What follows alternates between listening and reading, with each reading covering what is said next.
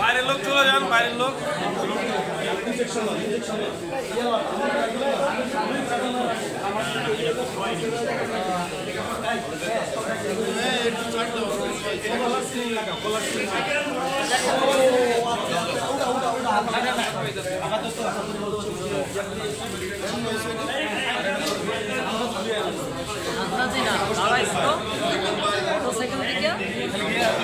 সাংবাদিক সাথে যে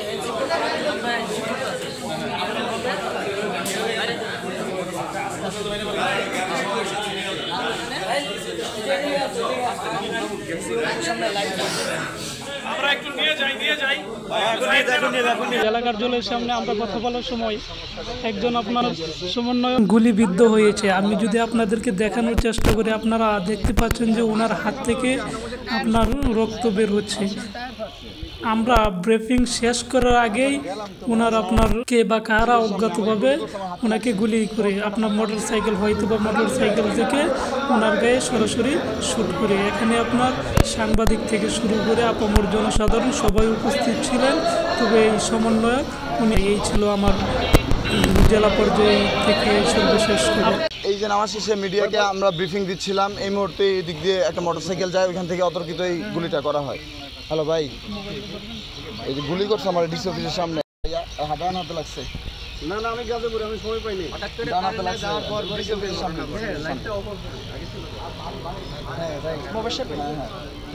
সাংবাদিক সম্মেলন শেষ, আমরা এখানে সাংবাদিক সাথে আমরা একত্রে দাঁড়িয়েছিলাম। সেই মুহূর্তে মোটর বাইকে যাচ্ছিল অজ্ঞাত ব্যক্তি, মানে আমার প্রবাসের বাইরের হাতে গুলি মারে।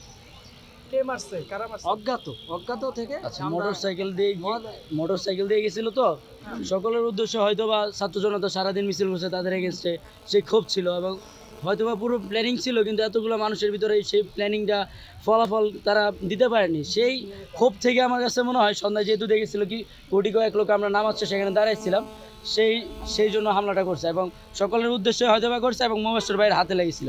আমি অপোজিটে দাঁড়াইছিলাম, আল্লাহর মধ্যে বেঁচে গেছি। মোবাশ্বের ভাই হাতে লেগেছিল, যদি শরীর লাগতো তাহলে আরও ভয়াবহ অবস্থা হতে হতো। আল্লাহর মধ্যে হয়তো বাঁচাই দিচ্ছে আল্লাহ সুবহানাহু ওয়া তাআলা। আমরাও দেখতে চাই যে 12 ঘন্টা প্রতিশ্রুতি, 12 ঘন্টা সময় তারা আমাদের আস্থাভাজন হয়ে দাঁড়াতে পারে কিনা। যদি আস্থাভাজন হয়ে না দাঁড়াতে পারে তাহলে প্রশাসনের পক্ষে যে আমাদের যে বিরূপ প্রতিক্রিয়া তৈরি হয়েছে তা কন্টিনিউয়াস চলবে এবং পরবর্তীতে আমরা বড় ধরনের কর্মসূচি হাতে নিব। কালকে রাত থেকে যে ঘটনা ঘটতেছিল তার পরিপ্রেক্ষিতে আজকে সারাদিনে আমাদের কর্মসূচি ছিল এবং কর্মসূচি শেষে সকলকে বিদায় দিয়ে এবং প্রশাসনকে যে 12 ঘন্টা আলটিমেটাম দেওয়া হয়েছে, পরবর্তী সময়ে আমরা ডিসি অফিসের মসজিদে আর কি নামাজ পড়তেছিলাম এবং নামাজ শেষে গুটি কয়েক সাংবাদিক ছিল, ওনাদের কাছে আমরা আর কি আবার ইন্টারভিউ দিতেছিলাম। ইন্টারভিউ দেওয়ার শেষে আর কি ডিসি অফিসের গেটে তখন আবার কারেন্ট চলে গিয়েছিল ডিসি অফিসের এবং ওখানে সোলার লাইট না থাকায় ডিসি অফিসের গেটটা পুরোপুরি আর কি অন্ধকারাচ্ছন্ন ছিল এবং রাস্তা দিয়ে একটা বাইক চলে গিয়েছিল। আমরা যেহেতু অপোজিটে দাঁড়াইছিলাম এবং আমার পাশে মোবাশ্বের ভাই ছিল, বাইকটা রানিংয়ে চলে গেছিলো এবং ফায়ার করছিল। ফায়ার করার সাথে আমার শরীর না লেগে বা মোবাশ্বের ভাইয়ের শরীর না লেগে মোবাশ্বের ভাইয়ের হাতে লেগেছিলো ডিসি অফিসের গেটে আর কি।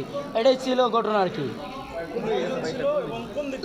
আসলে এটা দেখার মতো অবস্থা ছিল না, গাড়ি জাস্ট রানিংয়ে চলে গেছিলো আর আমরা যেহেতু সাংবাদিকদের সাথে কথা বলতেছিলাম সেক্ষেত্রে রাস্তার কি পরিস্থিতি তা আমরা খেয়াল করিনি। রেল ক্রসিং থেকে আপনার মহিলা কলেজের দিকে গিয়েছে। এটা সম্ভবত যাদেরকে নিয়ে এই পরিস্থিতি দাঁড়াইছে, যাদের আমরা সারাদিন কথা বলতেছিলাম ওদের লোকই হইতে পারে। আমি বৈষম্যবিরোধী ছাত্র আন্দোলন গাজীপুর জেলা কমিটির মুখপাত্র, এছাড়া বাহাল বজ্র আলম সরকারি কলেজের 4th ইয়ার ম্যাথমেটিক্স অনার্স।